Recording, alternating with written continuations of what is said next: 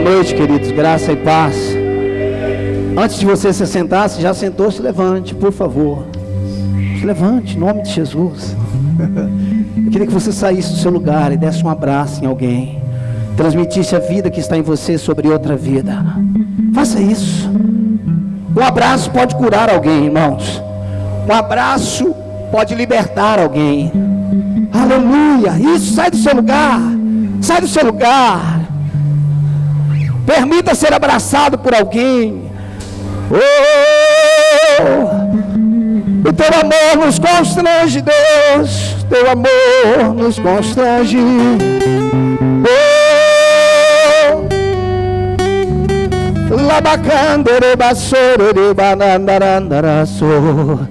Isso, abraça esse irmão, essa irmã.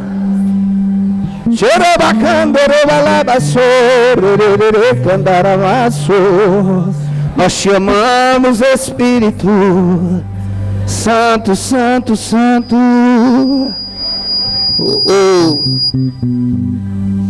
Aleluia. Se você já fez isso, está pronto para sentar. Glória a Deus.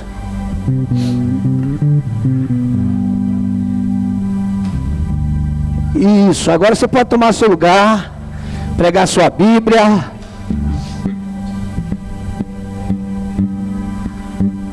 Baixa um pouquinho. Aleluia. Amém. Glória a Deus. Bom poder estar em casa depois de alguns dias fora. Amém. Estivemos, eu não sei nem onde é que eu estava semana passada. Eu não sei, gente. Não sei onde é que eu estava semana passada. De verdade. Não, Tocantins foi semana agora. Eu estava em Goiânia. Eu estava em Goiânia, São Luís dos Montes Belo, no Pastor Roberto. Voltei. E quando eu cheguei em casa, o pessoal de Tocantins marcaram a passagem errada. Minha passagem era para quinta. Eu ia estar no culto na quarta-feira, tanto é que na quarta anterior, que eu preguei, comecei uma mensagem que eu vou continuar hoje, eu disse que pregaria na outra semana, e aí, quando eu cheguei em casa de Goiânia, eu fui olhar a minha passagem, era na quarta-feira, eu tinha que sair de casa às 5h40, eu tinha que estar no aeroporto às 5h40 da manhã, saímos de casa às 4h40, eu cheguei em Redenção do Paraíso, 8 horas da noite, o dia inteiro viajando, 39, 40 graus, lá, enquanto você estava num frio muito grande aqui, eu estava num calor muito grande, a impressão que o próximo bairro de lá era o inferno, tão quente que era, e a volta também foi muito puxada, e aí eu cheguei, segunda-feira, 9 horas da noite, eu cheguei, mas esses dias nós estaremos aqui, não tem nenhuma passagem comprada errada, então dá pra gente desfrutar uns dias, amém? Sabe, quando eu ouço o William cantando essa canção, nós sabemos, eu já vou entrar na mensagem, nós sabemos que toda a nossa condição para vivermos, estarmos e vivermos e estarmos, amém? Porque nós estamos porque vivemos e vivemos porque estamos, amém? Essa condição é espiritual, essa questão de se preparar. Por outro lado, eu também não descarto a questão de nós nos prepararmos. Eu fico imaginando, porque Ruth tinha acabado de chegar de Moabe, numa situação difícil, numa terra que estava... ela, não é que Moabe estava em crise, mas Jerusalém, Israel estava em crise, e quando ela volta, ela não estava numa condição boa, irmãos. Tinha perdido seu marido, Noemi tinha perdido os filhos, enfim... Mas, mesmo com o que ela tinha, ela se preparou para passar a noite aos pés de Boaz. Ruth é uma figura da igreja. E Boaz é uma figura de Cristo. Amém? Nós devemos nos preparar para estar aos pés dele. Da mesma forma que Esther. Esther é uma figura da igreja, que não tinha condição de estar ou de entrar na presença do rei, mas ela se preparou, ela se preparou, e quando ela entrou na presença do rei, ela alcançou graça. Sabe, queridos, nós devemos sempre nos preparar para um culto, para uma reunião. Afinal de contas, é uma reunião de rei e reis. Você entendeu isso, não? É um encontro de rei dos reis. Amém? Nós devemos ter esse entendimento. Se preparar, irmãos, da melhor maneira possível, em todos os sentidos, para nós estarmos diante dele para adorar. O culto de quarta não é inferior ao de domingo. Amém? E nós devemos nos comprometermos a vivermos isso. Semana retrasada, eu comecei falando sobre a cultura da pobreza.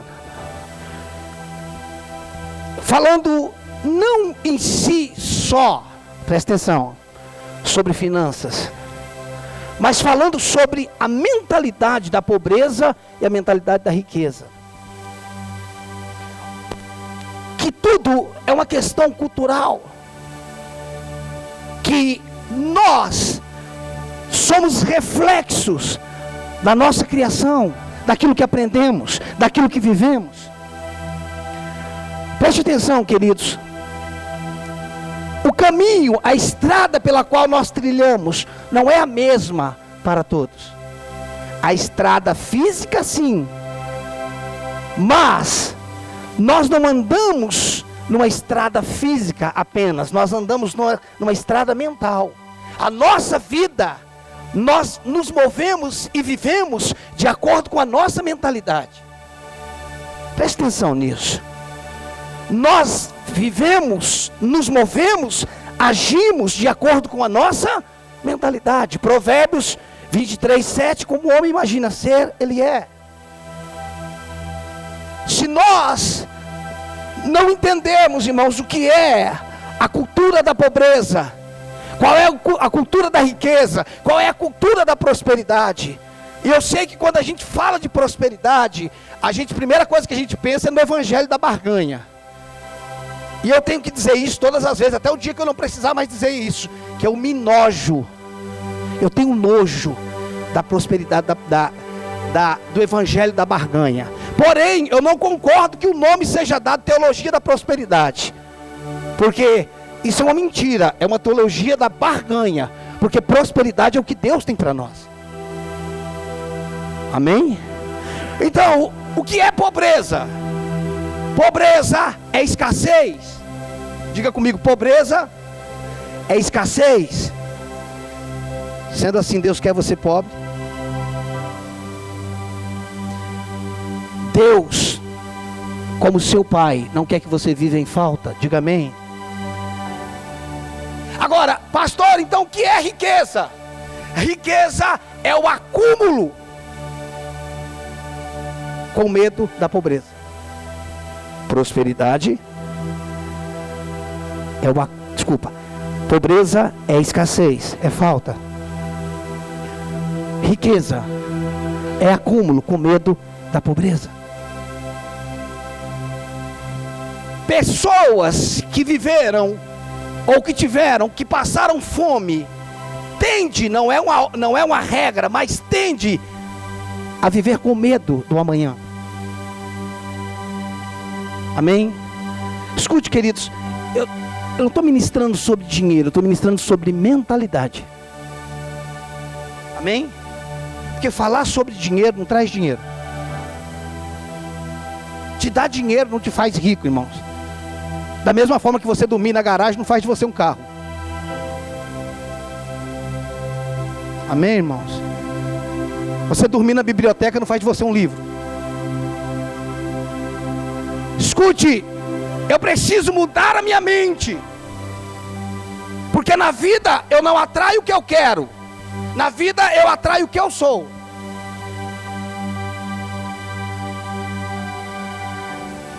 Tem gente que diz assim, tem uma linha, eu não entrei na mensagem, eu estou só tentando dar um respaldo.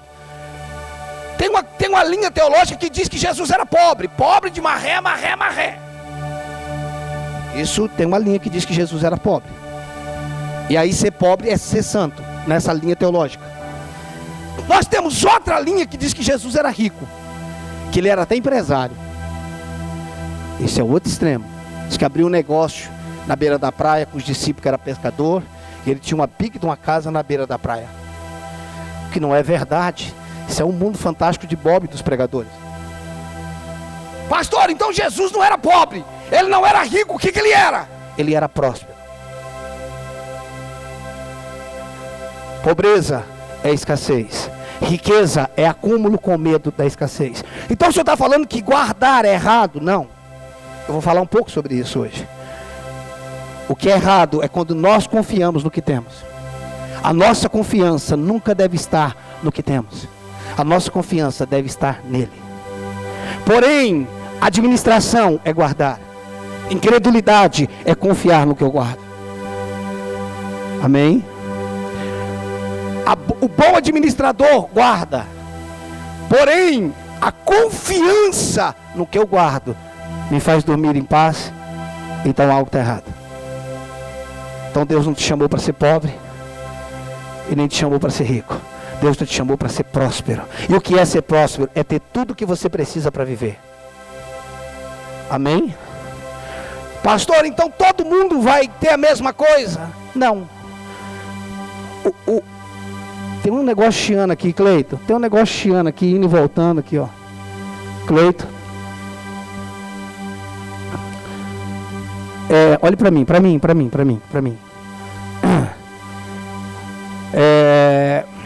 Deixa eu voltar. Onde é que eu estava? O quê? Tudo que você precisa. O Leonel pode precisar mais do que eu para cumprir o que Deus tem na vida dele. E eu vou ser tão próspero quanto ele. Amém? Então, prosperidade não é quando alguém tem mais do que alguém. Quem avalia isso é capitalismo. Prosperidade é ter, pastor, lá em casa, para a gente viver a vida que a gente vive, para a gente cumprir, fazer tudo que a gente tem que fazer. Querido, se você não prestar atenção para mim, você vai se perder na mensagem. Não se preocupe com nada, olhe só para mim.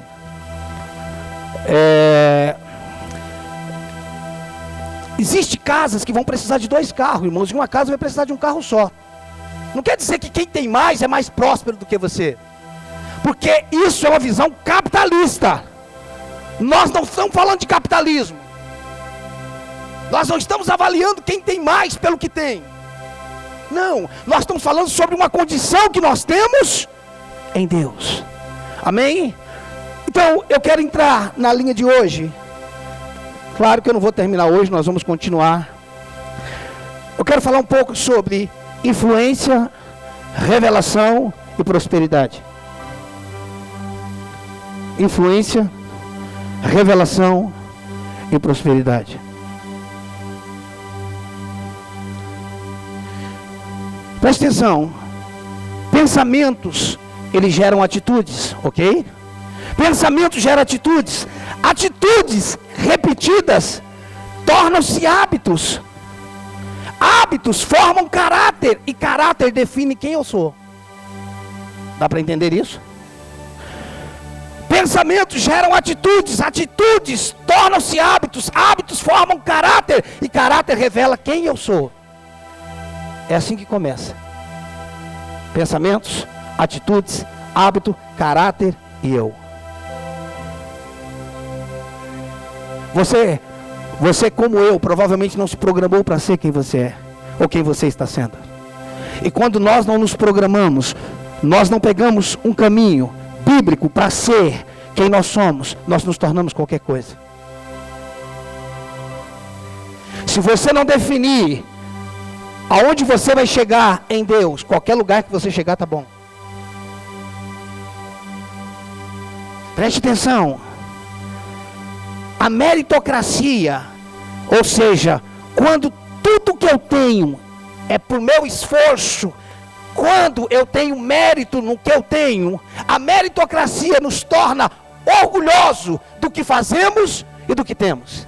Tem gente que é orgulhoso do que tem e do que faz. E por que ele diz que tem? Por que ela diz que tem? Por causa do esforço próprio. Isso é meritocracia. Eu tenho porque eu trabalhei. Eu tenho porque eu fiz. Não, não. Nele vivemos, nos movemos, existimos. Dele, por ele e para ele são todas as coisas. Dele, por ele e para ele são todas as coisas. O que você conseguiu, ele te deu força para você ter. O lugar que você alcançou profissionalmente, ele te deu sabedoria para chegar lá. Eu preciso entender, irmãos, que não é por meritocracia. Então, a meritocracia nos torna orgulhosos do que fazemos e temos. Por outro lado, o vitimismo nos torna incapazes e indignos de receber. O vitimismo nos torna incapazes e indignos de receber. Ó céu, só dia, eu não mereço. Porque se por um lado tem pessoas que vivem na meritocracia, outras são vítimas. Eu não mereço. Eu não mereço. Pastor, dá um exemplo na Bíblia de um vitimista. Tem vários. Mas Mefibosete era vitimismo.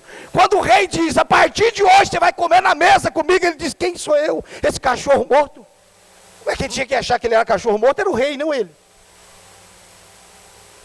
Você está entendendo isso? Ele falou, quem é esse cão morto para que o rei permita que entre na sua presença? Mefibosete é a nossa condição que nós tínhamos antes de Cristo. Nós nos achávamos indignos de estar na presença dele, por causa dos nossos defeitos, mas os defeitos de Mefibosete eram na perna? Sim ou não? E quando alguém está sentado na mesa, quem vê a perna? Quando alguém está sentado na mesa, quem vê as pernas? Então, quando a gente está sentado na mesa, irmãos, não tem defeito diante de Deus. Ele nos vê perfeito. Por quê? Porque o nosso defeito está escondido. Aonde? Em Cristo Jesus. Então nele nós fomos aperfeiçoados. Então, não seja meritocrata, mas não seja vítima. Deus quer te dar, quer te levar a uma condição. Receba. Receba.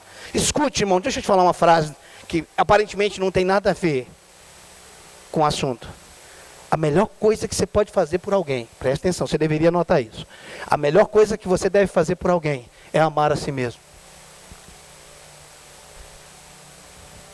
Pronto, pastor, agora virou narcisista.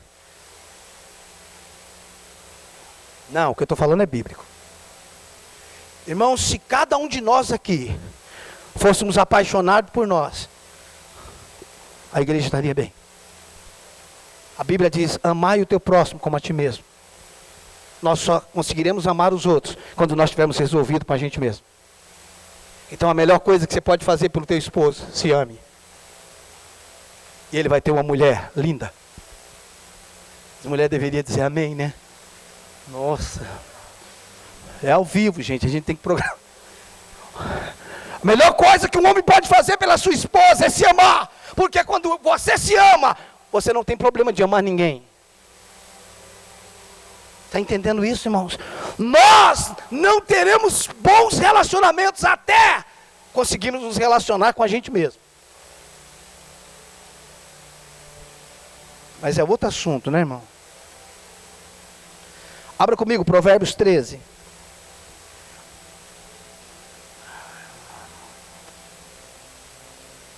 Obrigado, Espírito Santo. Provérbios 13. Deixa eu falar um pouco sobre influência.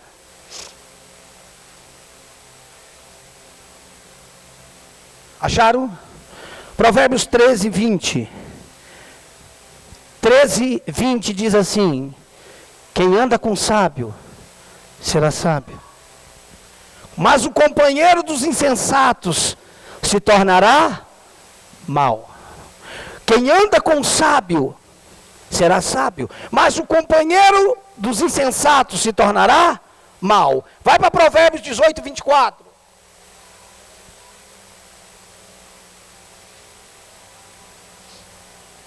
Provérbios 18, 24. Amém? Provérbios 18, 24. O homem que tem muitos amigos sai perdendo, mas há amigos mais chegados que um irmão. Presta atenção. O homem que tem muitos amigos não é vantagem nenhuma ter muitos amigos, irmãos. Eu não estou falando de colega, estou falando de amigo. Colega a gente tem muito. Presta atenção. O homem que tem muitos amigos sai perdendo. Mas há amigo mais chegado do que irmão. Nesse primeiro ponto,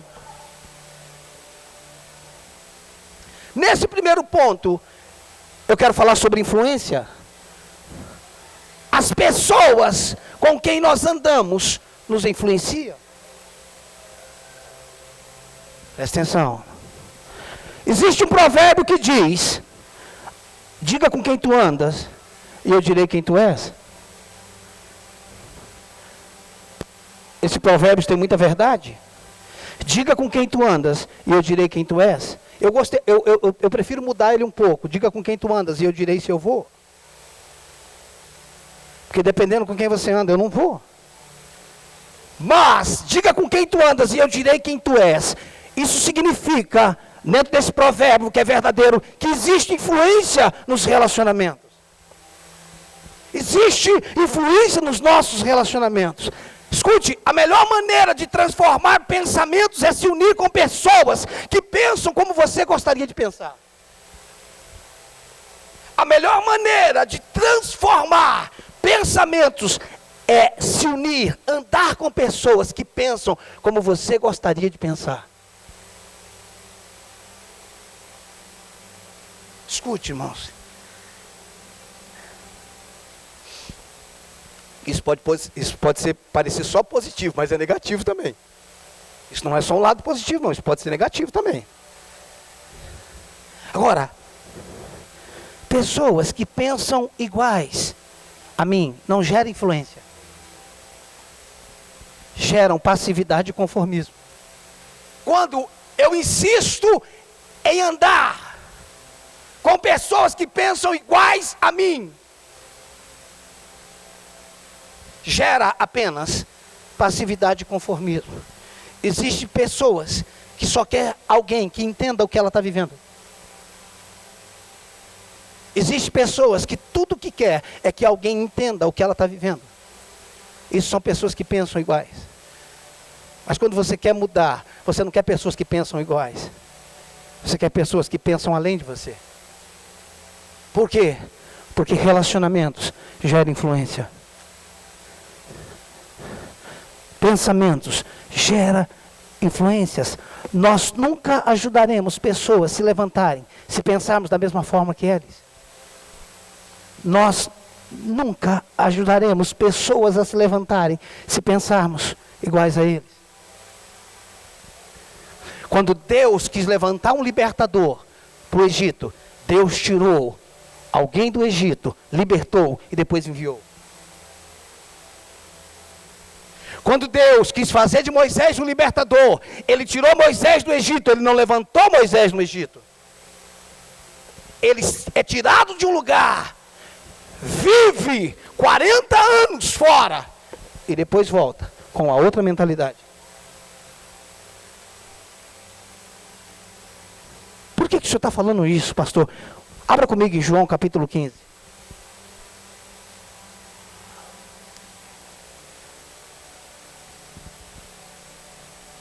João capítulo 15, versículo 7.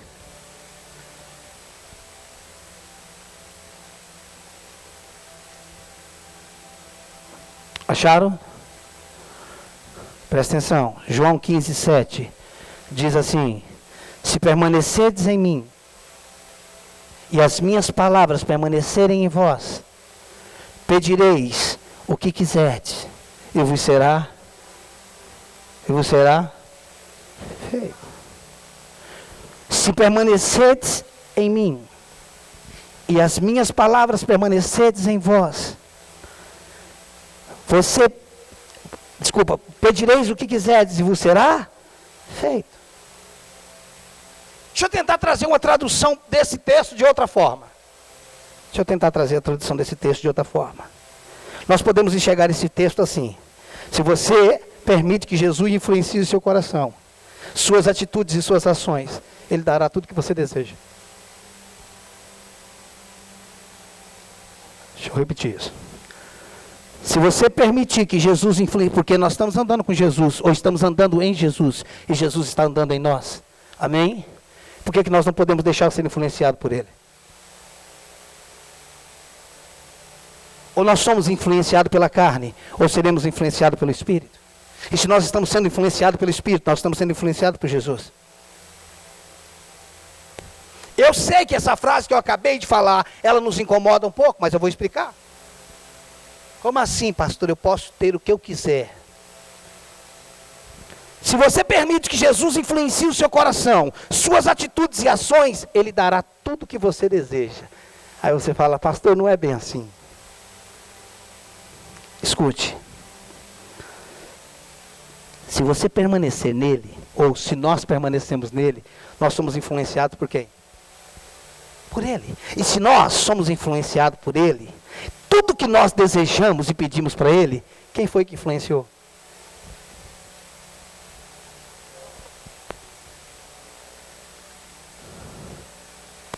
Não é que você vai pedir o que você quer fora dele. Presta atenção. Se permanecemos nele, se somos influenciados por ele, tudo que desejamos e pedimos veio da influência dele sobre nós. Quando nós somos influenciados por ele, ele nos levará a pedir o que ele quer nos dar. Não é uma petição fora dele. É uma petição que foi influenciada por ele. É como se você pegasse Mateus 7, quando diz pedir e dar-se-vos-á. Tem uma tradução que diz pedir e eu peço que me peça. Bater e eu peço que bata. Você sabia que Deus quer que você peça? E por que Ele quer que você peça? Vamos! Você gostaria que alguém pedisse algo para você que você não estava disposto a dar? Gostaria ou não? Se Ele está pedindo, eu peço que me peça. É porque eu quero te dar. O que Ele diz? Pede-me, eu te darei.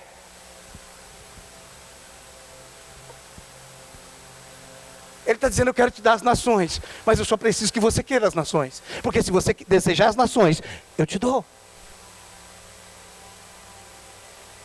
Se nós permanecermos nele, nós seremos influenciados por ele. E se somos influenciados por ele, tudo que nós pedimos veio da sua influência. Não haverá egoísmo nisso. Então, se permanecerdes em mim, as minhas palavras permanecerdes em vós, pedirei o que quiserdes e vos será feito. Quando eu ando com alguém, ele começa a me influenciar.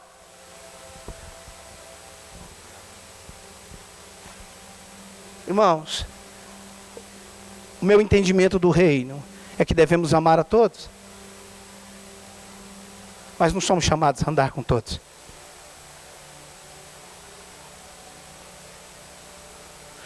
O amor é incondicional, mas andar é proposital.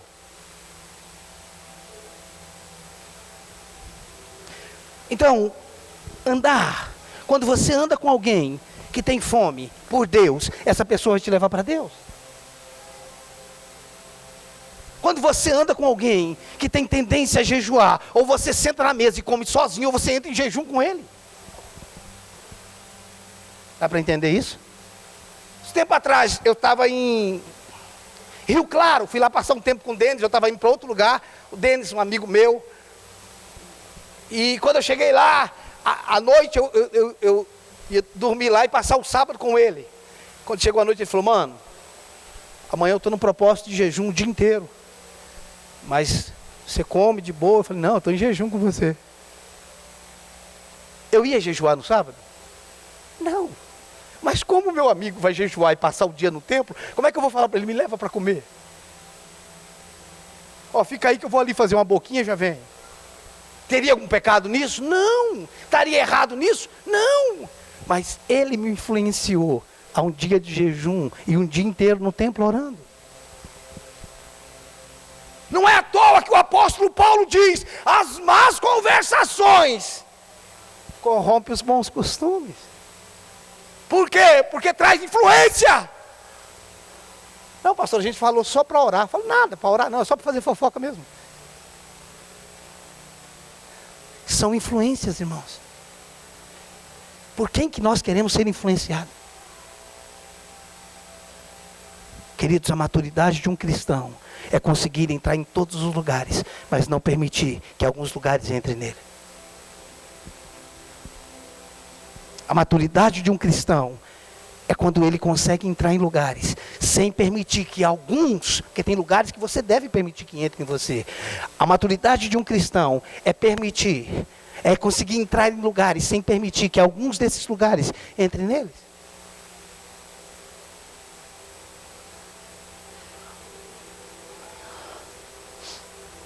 Então, em primeiro lugar, para mim ser transformado na mentalidade, é andar com alguém que pensa mais alto do que eu, que tem uma fome por Deus mais do que a minha, que deseja coisas maiores que eu, em todos os sentidos.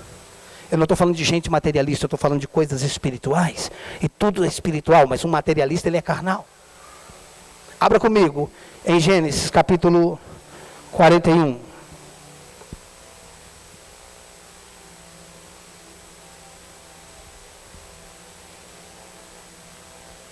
Nós vamos ler a partir do versículo 25 até o 36. Eu preciso ler esses versículos e quero que você me acompanhe. Queridos, eu penso que uma mensagem como essa, você deve prestar muita atenção, anotar, escrever, ver e rever várias vezes. Eu moro, você mora não no endereço físico, você mora no endereço mental. Pastor, eu moro na rua fulano de tal. Não, ali é o reflexo da tua mentalidade. Você não mora lá não. Eu moro aqui. É aqui que eu moro. É aqui que eu vivo. É aqui. É isso que vai influenciar todas as outras coisas. A sua casa fala sobre você. A maneira como você se veste fala sobre você. O que você come fala sobre você.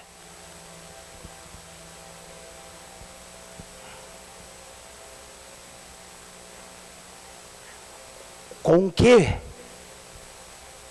ou com quem você desperdiça seu tempo, fala sobre você.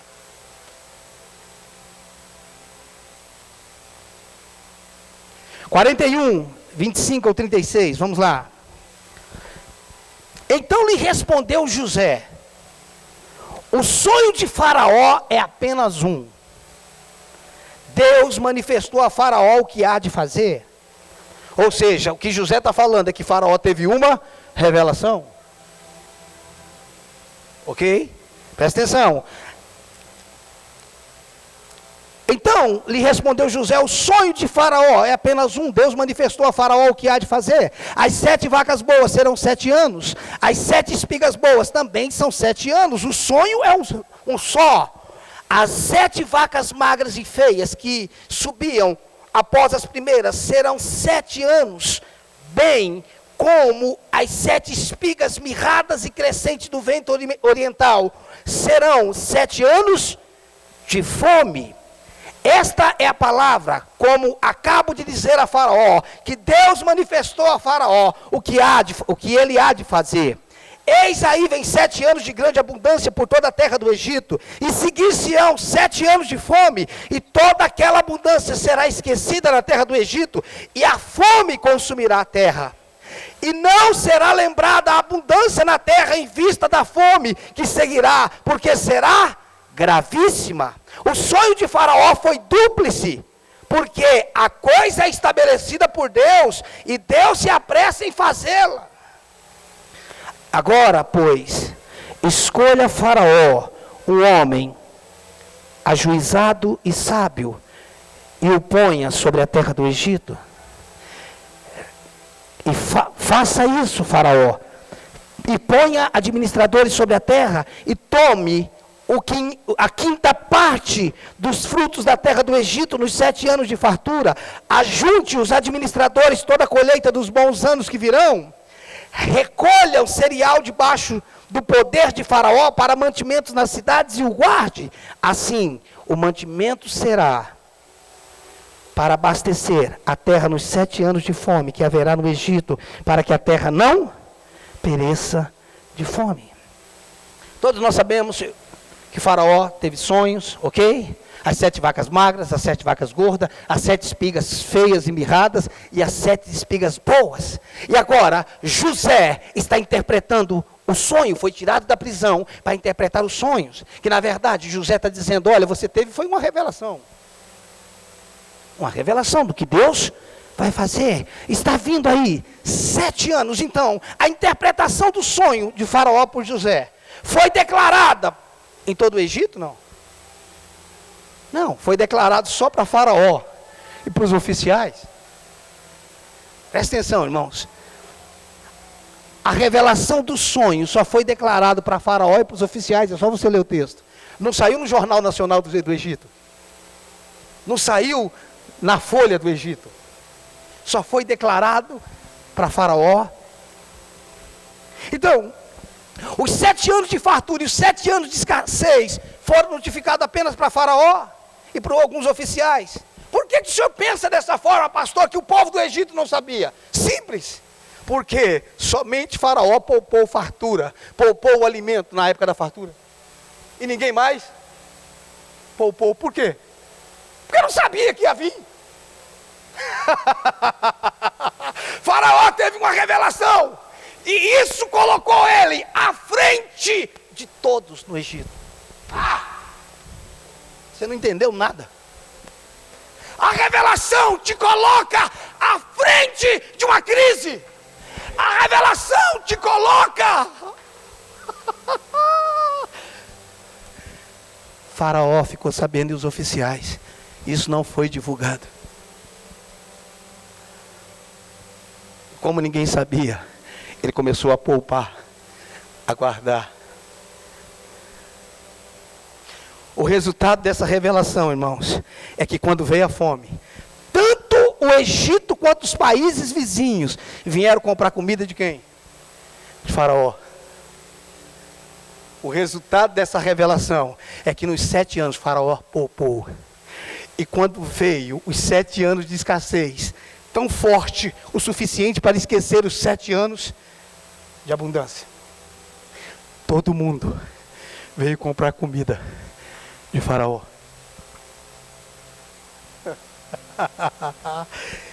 Especificamente no Egito. Presta atenção, você vai ouvir uma frase que você nunca ouviu. Especificamente no Egito, a revelação de José fez com que Faraó criasse 2 classes. A classe dos pobres e a classe dos ricos. Por quê, pastor? Porque o povo no Egito, os egípcios, foram vendendo as coisas para quem? Para Faraó. Sim ou não?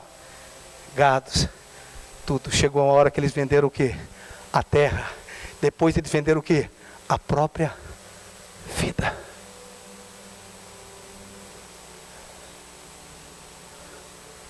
Faraó usou da revelação que levou à abundância para escravizar pessoas.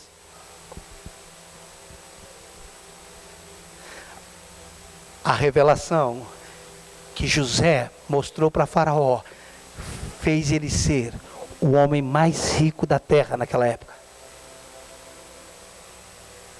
Até o povo de Israel teve que comprar comida onde? Lá. Eu acho isso demais, irmãos. Eu acho isso fantástico. Então, o que significa, irmãos? Pobreza não é falta de recurso. Pobreza é falta de revelação.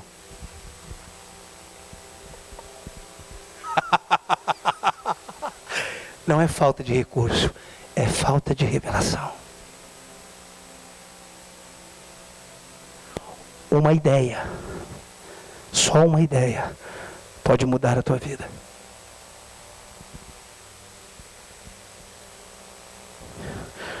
Deus já deu para dezenas, centenas, milhares de homens uma ideia que mudou a vida, a história. A falta de revelação me faz viver na escassez. A revelação me faz viver além da crise.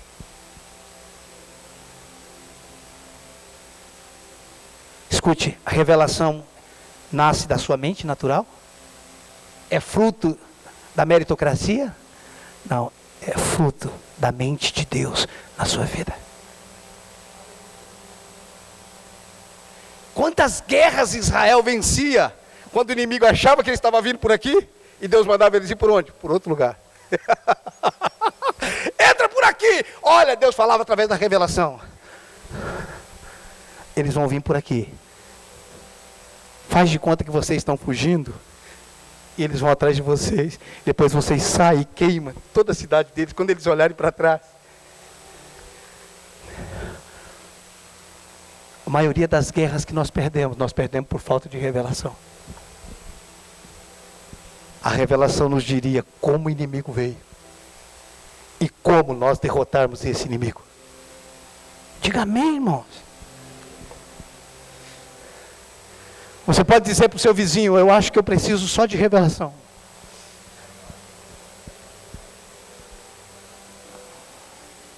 Eu preciso de revelação, irmãos. José interpretou a Faraó o que Faraó não conseguia entender, e isso colocou ele em outra posição.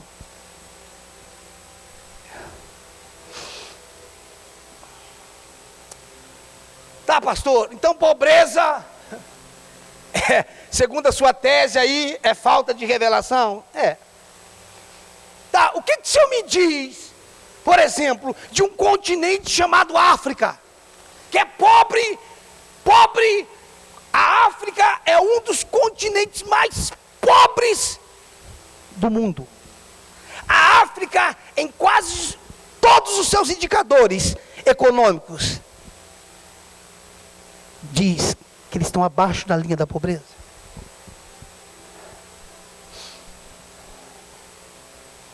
Escute. Você sabia que a África tem são vários países, ok?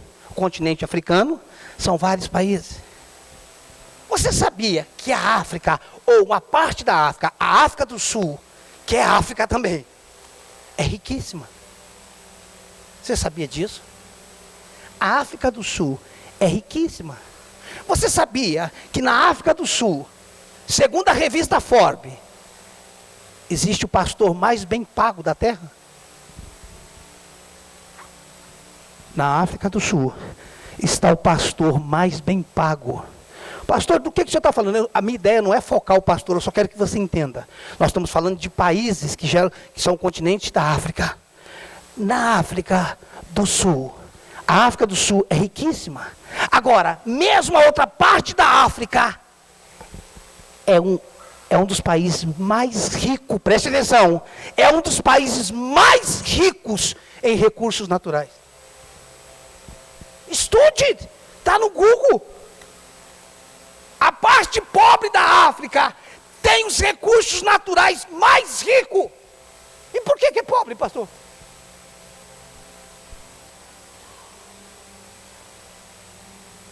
Por falta de revelação. Se você não sabe o que você tem, você nunca vai desfrutar disso. Nossa, pastor, agora o senhor puxou, hein? A parte mais, só você ler, irmãos, só você estudar a África, você vai ver que uma parte é riquíssima e outra parte é pobre. Porém, ela é rico em recursos naturais. Isso não é insight cristão não, irmão, isso é insight secular. Está no Google. Irmãos, prestem atenção. Se em uma mesma terra existe pessoas prósperas e pessoas pobres, no que consiste essa diferença? Vamos. Se numa mesma terra existem pessoas prósperas e pessoas pobres, no que consiste a diferença? Irmãos, você já percebeu que a nossa igreja está na divisa de Barueri? Dá o quê? Dali naquela passarela, dá 200 metros? Não? Do portão para lá, dá 200 metros? Não? Dá isso, Fernando? 50 metros do portão para lá, 100 metros, vamos exagerar. Por que Barueri é próximo de Carapicuíba, não? Se Não, pastor, é que por aqui passou índio. O índio que passou por aqui vinha de lá.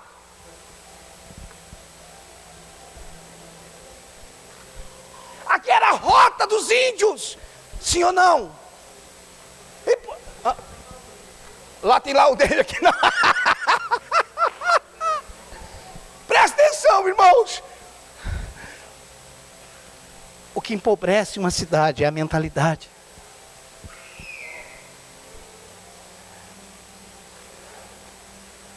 Querido, em nome de Jesus, deixa o Espírito. Eu não estou falando. Parece que eu estou justificando, eu não gosto disso, mas eu preciso falar para que você não entenda que eu estou caminhando por uma linha de dinheiro. Não, eu estou falando de mentalidade. Porque eu desejo que você viva tudo que você é em Cristo Jesus. Eu desejo viver tudo que eu sou em Cristo Jesus. Pastor, da onde surgiu isso na sua cabeça que o senhor vem falando sobre isso? Desde o dia que eu estava em Brasília, uns 2, 3 meses atrás, eu acho que eu compartilhei isso com vocês, que o Juscelio me chamou de canto e me disse: temor e medo usam as mesmas vestes. Existe coisa na sua vida, Ricardo, que você não tem temor, você tem medo. E eu falei, eu vou ponderar o que você está me falando, e eu vou pensar nisso. E quando eu cheguei em casa, eu comecei a pensar sobre isso. E eu cheguei à conclusão que existe coisas na minha vida que eu não tenho, que eu não aceito. Não é por temor, é por medo. Mas o verdadeiro amor lança fora todo medo. O verdadeiro amor lança fora todo medo. Você não precisa ter medo, se você descobriu que você é amado.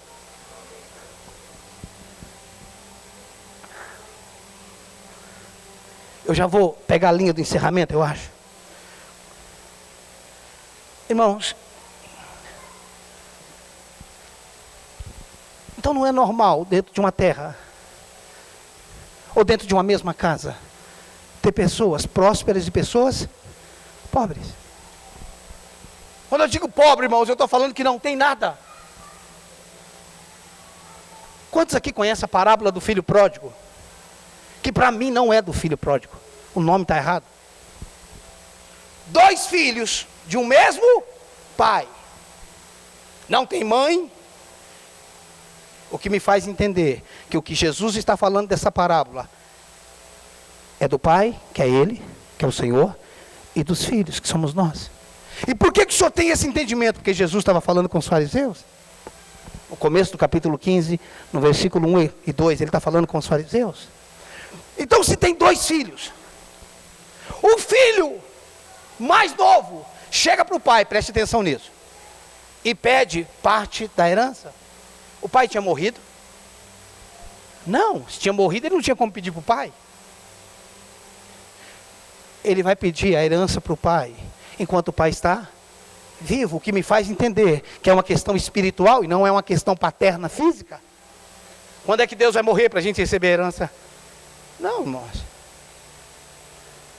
Eu acho que quem deveria fazer o que esse filho fez tinha que ser o príncipe Charles.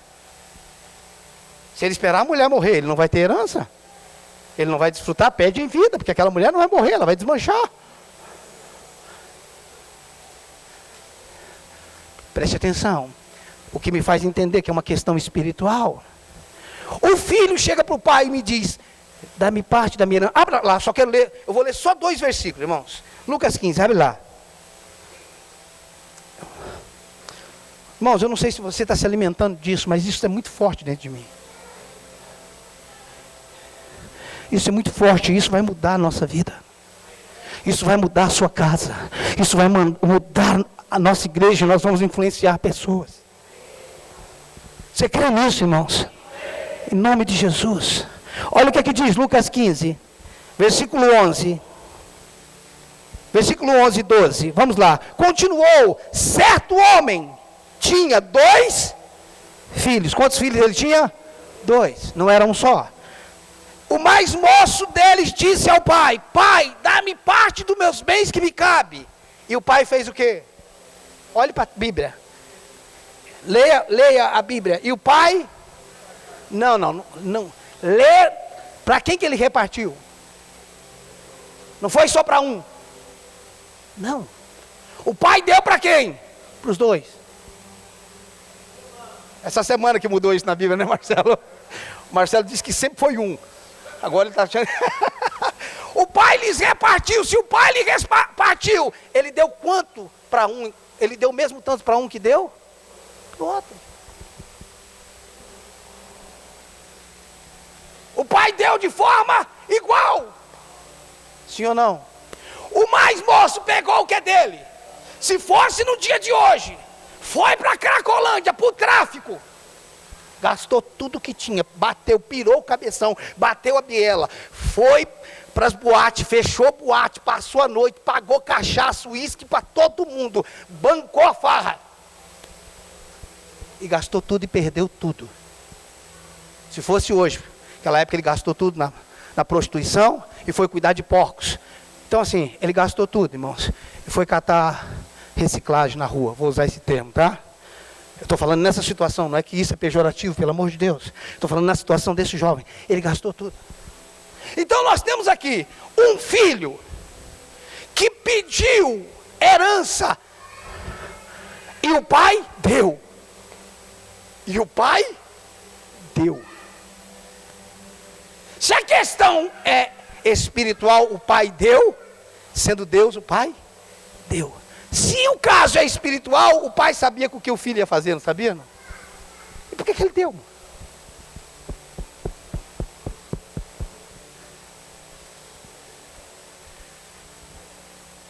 O que Deus te dá, se você quiser ir para o inferno com ele, é problema seu. Mas foi ele que deu. Mas teve para a sua própria perdição, problema seu. Muitos naquele dia dirão: no teu nome eu curei, eu fiz isso. O dom não é um presente? É ou não? E Deus te dá um presente para você ir para o inferno? Não, você que pegou o presente que ele deu e foi com ele para o inferno. O que o senhor quer dizer, pastor? Que Deus vai te dar, irmãos. Agora o que você vai fazer com isso é problema seu.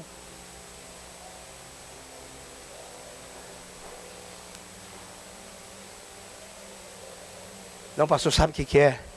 Eu não quero ter nada na vida para mim não me perder. Olha que mentalidade errada, irmãos.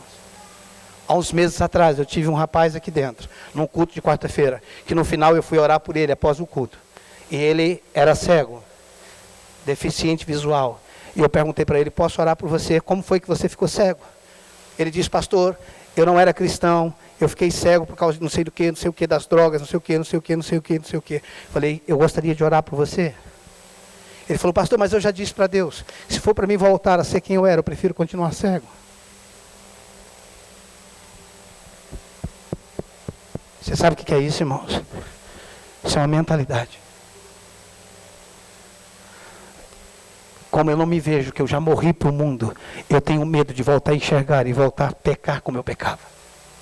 Tem pessoas que não recebem o que Deus tem, com medo de se perder quando Deus der.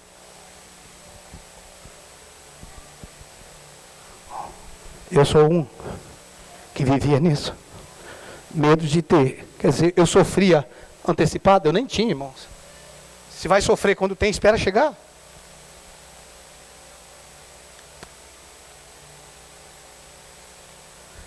Preste atenção, irmãos. Então o pai distribuiu a herança de igual modo, ok? O filho que foi para as drogas, foi bagunçar, fez tudo. Ele decidiu voltar para onde? Para casa. Ou seja, o filho que fez tudo errado, volta para casa. E o filho que fez tudo certo, estava em casa. Fazendo tudo certinho. Por favor, preste atenção nessa parte. É aqui que eu vou concluir. Quando o irmão chega em casa, o pai faz toda aquela festa, recebe, põe anel, sandália, troca as roupas, tal, mata o novilho cevado, faz a festa. Daqui a pouco chega o filho do trabalho. Que filho que chegou? O filho certinho, irmão, que fazia tudo certo, caminhava na linha certinha.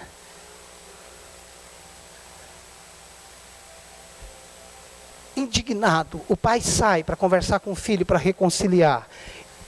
E o filho diz: pai, eu te sirvo há tantos anos, sem nunca transgredir uma ordem, e tu nunca me deste um cabrito. Mas e a herança que o pai distribuiu?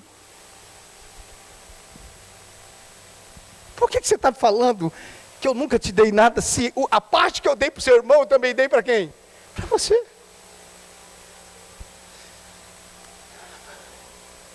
O que ele fazia de errado, irmãos? Eu preciso te dizer algo, irmãos, se você vai concordar ou não. O fato de você fazer tudo certo não quer dizer que você vai ter. Então o fato de eu fazer tudo errado garante que eu vou ter? Não. O fato de você fazer tudo errado quer dizer que você pode ir para o inferno com tudo que Deus te deu. É porque o filho que estava em casa achava que tinha direito a algo, mas ele não sabia que já tinha o que ele queria. Qual foi a diferença entre os dois filhos? Por quê, irmãos? Por quê? Presta atenção. Porque se o problema é vertical, foi que Deus deu para um e não deu para o outro, Deus é injusto. Se Deus deu para quem faz errado e não deu para quem fez certo, isso é justo? Não, isso é injusto. Então o problema é de Deus. Deus, fiz tudo certinho. Mas, se Deus deu para um que deu para outro, o problema está em Deus? O problema está no quê, irmãos? Na falta de revelação. Na falta de entendimento.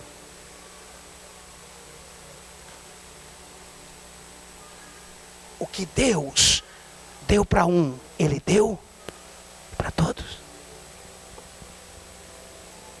O que faz a diferença é quem entendeu o que recebeu. Então a questão não é se Deus deu para um e não deu para você. É quanto você entendeu que Deus já te deu.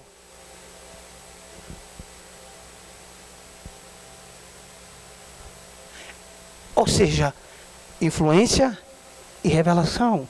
Se eu tenho as influências corretas, se eu tenho a revelação correta, eu vou caminhar em prosperidade.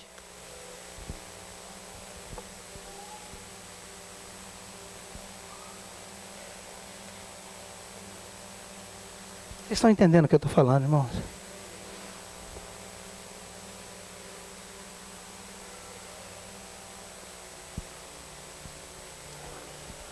Eu só tenho, é sempre difícil falar sobre isso, eu só tenho um filho, ou uma filha, e não tem como dividir, um para um é tudo, né?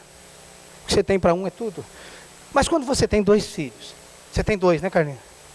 Vocês teriam coragem de, presta atenção, irmãos, de com 1 milhão que vocês iam deixar para os seus filhos, dar 700 para um e 300 para o outro? Por quê? Porque não é justo. Você acha que você é mais justo do que Deus? Irmãos, olhe para mim, por favor, olhe para mim. Presta atenção, se você tivesse muito recurso hoje, o que você faria com esses recursos? O teu pensamento vai até onde com os recursos que você teria? No caso você tem. Você abençoaria pessoas? Pense sobre isso. Você não quer responder, mas pense sobre isso. Você ajudaria missões? Você mandaria recursos para o Camboja?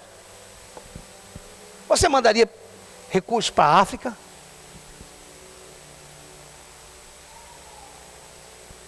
Se você tivesse recursos, você abençoaria pessoas?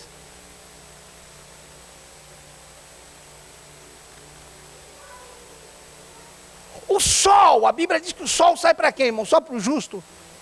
O sol sai para o justo e para o injusto. A chuva quando cai, não cai só no terreiro do justo? Irmãos, presta atenção. Deus ama almas, não ama? Deus ama os perdidos, Deus ama os órfãos, Deus ama as viúvas. Deus ama, sim ou não? Por que o ímpio tem mais recursos do que você e eu?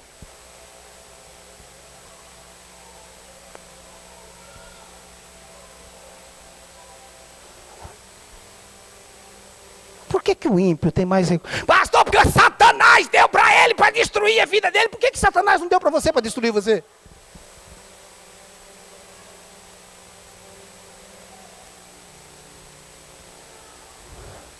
Vamos. Por quê? Sabe o que é isso, irmãos? Nós não temos resposta para isso. Nós não temos resposta para isso. A nossa mentalidade não permite isso. E eu sei que ouvir isso que eu estou falando incomoda alguns aqui. Mas a ideia é essa. Toda libertação é dolorosa, irmãos. Toda libertação é dolorosa. Você gosta de uma mesa farta? Gosta? Você gosta de ter vontade de comer algo e ter sobre a mesa? E quem te concede tudo isso? Deus. Se quiserdes e me ouvides, comereis. Se quiserdes, você quer? Ele está falando, se você quiser, você quer? E me ouvides, comereis o melhor dessa terra, você quer? Vamos, irmãos, porque é Deus que não quer fazer, ou nós que não temos mentalidade para receber. Eu sou amado por Deus, eu sou filho de Deus, você é filho de Deus.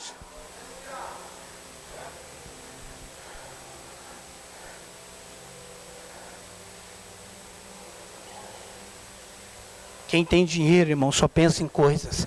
Quem tem recurso, supre necessidade. Quem vê dinheiro, quem pensa em dinheiro, quem vê dinheiro só pensa em si. Quem tem recurso, vê além de si. Enquanto nós tivermos uma visão só de dinheiro, nós só estaremos pensando em nós. Mas o que Deus nos deu em Cristo Jesus, e que vai se manifestar nos próximos dias, nas próximas semanas, nos próximos meses, sobre as nossas vidas, serão para abençoar pessoas, serão para alcançar famílias. O que eu preciso entender, irmãos, que Ele é dono de tudo, e tudo que eu tenho é para mim ser um mordomo, um administrador. O que nós precisamos, irmãos, é de uma mentalidade aberta para receber o que Jesus fez. Tudo que Jesus conquistou para nós, tudo que Jesus conquistou na cruz, é direito nosso, é nossa herança. Todas as bênçãos de Deus para nós, tomamos posse, é nossa herança, é nosso. A cura é sua. Tua família é salva, é sua. Os teus filhos bem, é teu.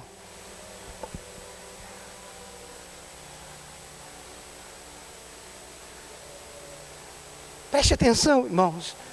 Deus usou José com tudo que ele tinha para salvar a família e amparar a família. Isso não é um homem de dinheiro, isso é um homem de recurso. Você está entendendo? Na vida, nós não atraímos o que queremos, nós atraímos o que somos.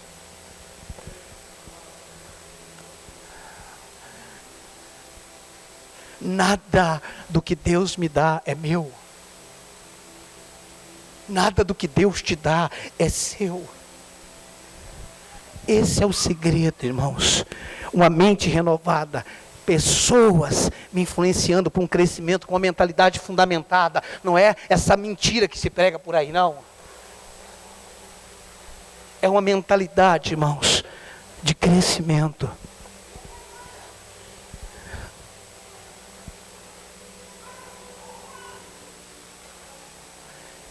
Se nós não abrirmos a nossa mente, irmãos, nós não viveremos o que o Senhor fez por nós.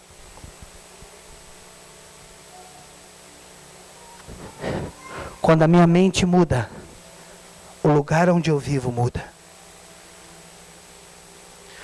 Quando a minha mente muda, o banheiro que eu entro muda. Quando o ambiente muda, o espaço aonde eu estou muda.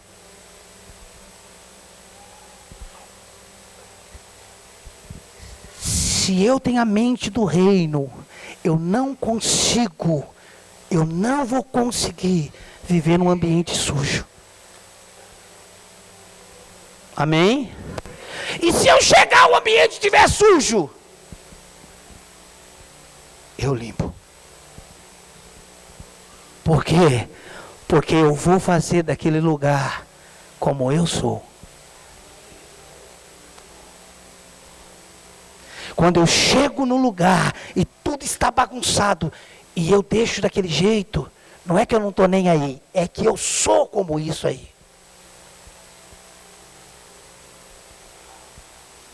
Você não consegue, escute, irmão, você não tem como calçar 38 e usar 33. Tem não?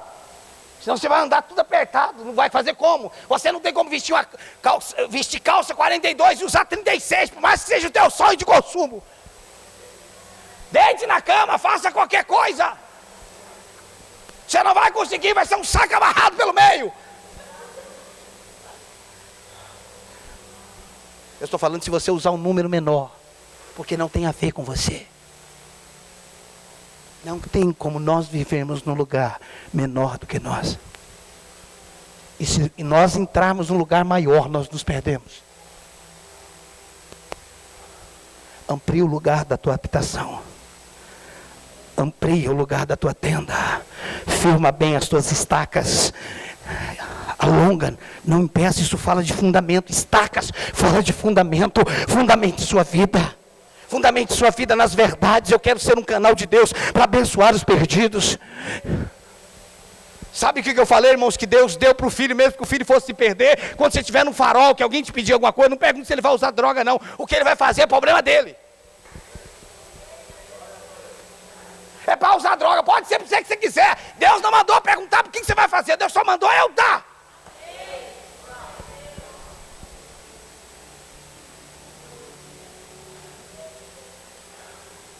É isso que eu preciso entender. Irmãos, eu não tenho tempo. É 20 para as 10, eu preciso terminar.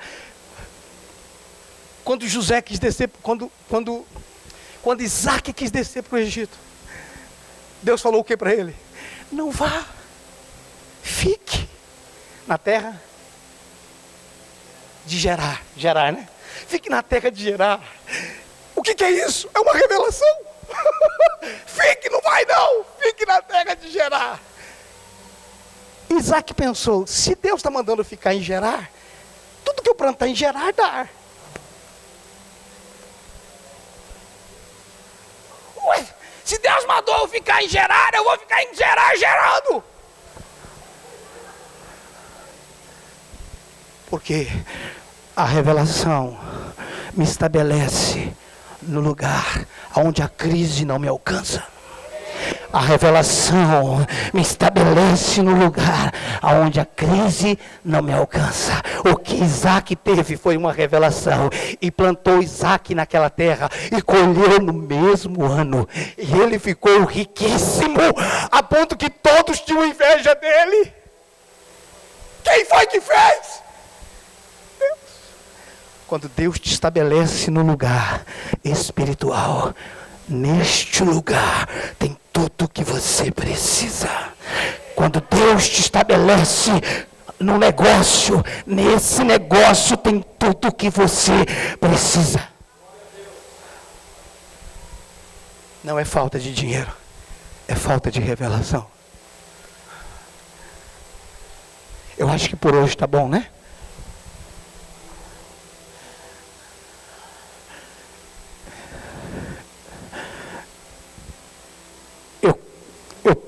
Eu proclamo, irmãos. Os músicos podem vir, por favor. Eu proclamo sobre a minha vida e a sua vida, as nossas vidas. Eu proclamo a libertação da nossa mente.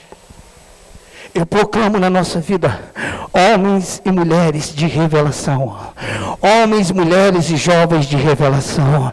Eu declaro que o ambiente que você viveu até hoje vai se romper. Eu declaro que você não vai conseguir mais permanecer neste lugar. O lugar vai começar, quando eu falo este lugar, um lugar de mentalidade, de habitação geográfica. Essa questão vai começar a incomodar você. Eu declaro, irmãos, que as coisas nas nossas casas que estão amarradas, penduradas, falta de conserto, não vai vai permanecer do mesmo jeito. Por quê? Porque a nossa mente está sendo mudada, transformada pelo poder de Jesus Cristo. Eu declaro uma libertação sobre nós. Em nome de Jesus. Eu sei, Senhor, que nessa noite eu mexi com territórios malignos. Eu sei que nessa noite eu mexi com mentalidades, com fortalezas. Eu me levanto na autoridade de Jesus Cristo e eu quebro todo sofisma, todo paradigma. Eu quebro, Senhor, toda deformação, todo crescimento, todo medo, todo trauma. Eu quebro em nome de Jesus. Eu quebro, que o medo de prosperar com o medo de se perder caia por terra. Eu quebro, Senhor, o medo de assumir posições de lugares mais altos. Em nome de Jesus, alinha o nosso coração com os céus. Alinha o nosso coração com os céus. Em nome de Jesus, eu declaro, Senhor, os teus filhos vivendo, morando em uma boa casa, se alimentando de uma boa comida, os seus filhos gozando de um bom estudo, de um bom ensino. Eu declaro, Senhor, as nossas vidas saudáveis. Eu declaro, Senhor, nós andando em bons carros. Eu declaro, Senhor, nós enviando recursos para os missionários, para os pastores, para as missões. Eu declaro, Senhor, em nome de Jesus, eu declaro um novo dia nascendo nas nossas vidas. Se coloque de pé. Feche teus olhos, feche teus olhos.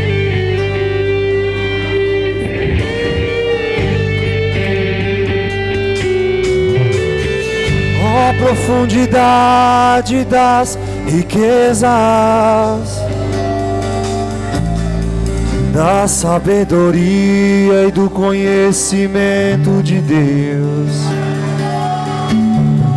Quão insondáveis são os teus juízos, quão impenetráveis.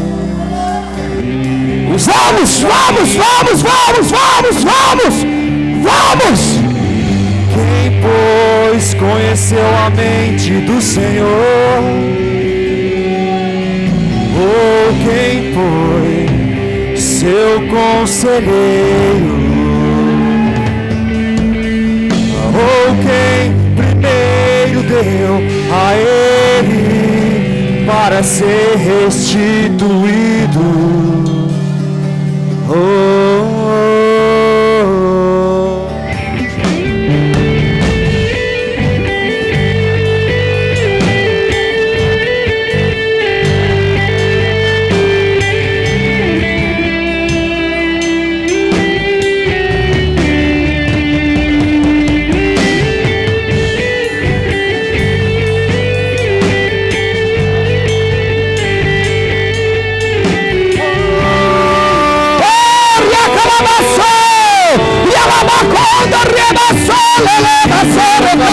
Sobre nós, nem sobre o que podemos fazer, é tudo sobre você, tudo para você, Jesus.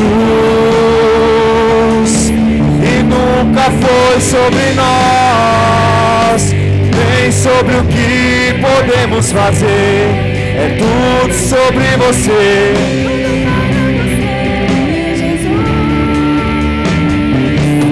Porque dele, por meio dele, para ele, são todas as coisas.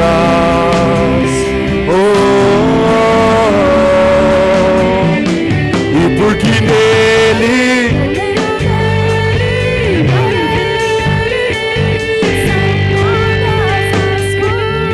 olhe para mim. Eu quero te dar a resposta do pai para o filho que ficou em casa. Eu quero te dar a resposta que o pai deu quando o filho disse que não tinha nada.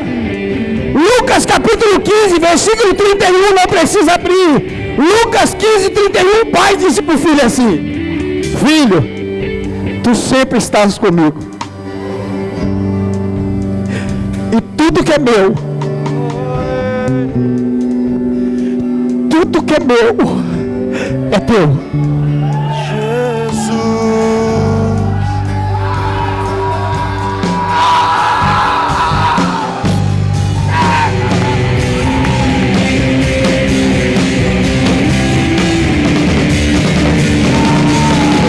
Descobri que sem ti eu nada posso fazer.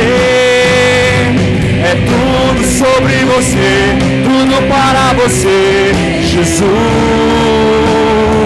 E eu descobri que sem ti, papai,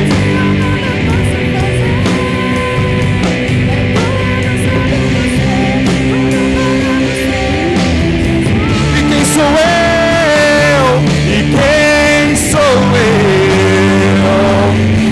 Eu tenho pra te oferecer, é tudo sobre você, Jesus. E quem sou eu?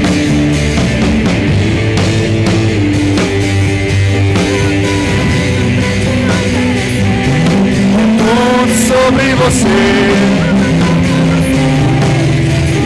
Só tu és santo, só tu és santo, santo, santo. Diga! É tudo sobre você. Só tu és santo.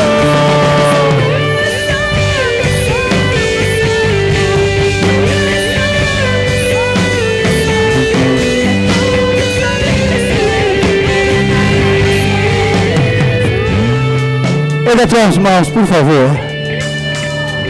Eu declaro revelações vindo sobre a sua vida. Eu declaro revelações vindo sobre a sua vida. Eu declaro revelações vindo sobre a sua vida. Eu declaro revelações vindo sobre a sua vida, sobre a sua vida. Eu declaro a mente de Cristo operando nas nossas vidas. Eu declaro a mente de Cristo operando nas nossas vidas. Eu declaro a mente de Cristo operando nas nossas vidas. Agora, agora, agora, agora, agora, agora, agora, agora, agora, agora, agora. Nós temos a mente de Cristo. Você tem a mente de Cristo. Você tem a mente de Cristo.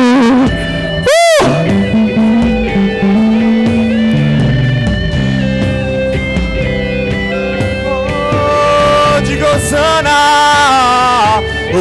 Hosana, diga! Hosana nas maiores, Hosana.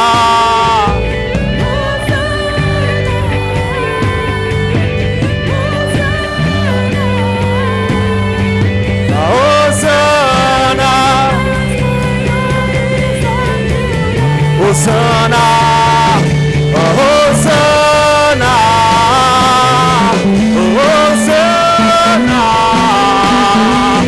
Hosana nas maiores alturas. Hosana, Hosana.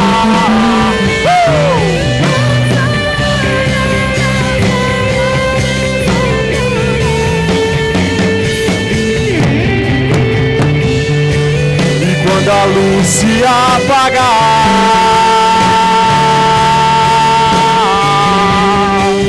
quando a música calar,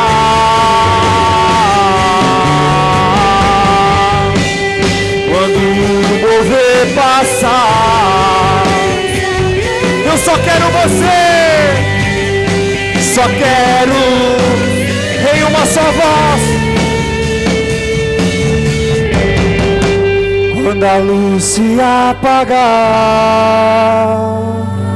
oh, quando a música calar,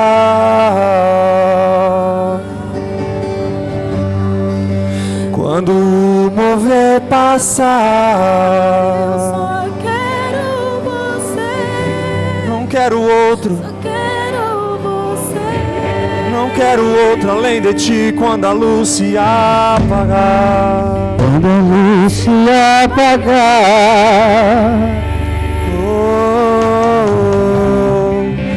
Quando a música,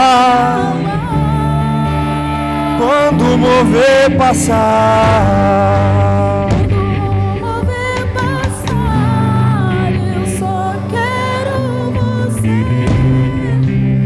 só quero você, querido Jesus. Erga tuas mãos aos céus e por alguns instantes agradeça ao Senhor, porque você é filho de Deus, você é filha de Deus. Agradeça ao Senhor que você é filho e filha de Deus. Você é filho e filha de Deus. Você é filho e filha de Deus.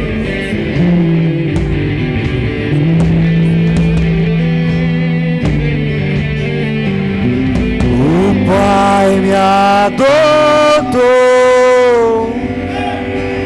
seu amor me encontrou.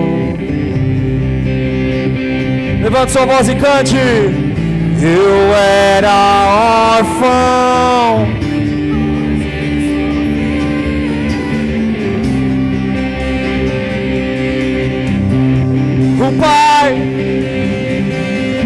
o Pai me adotou, seu amor.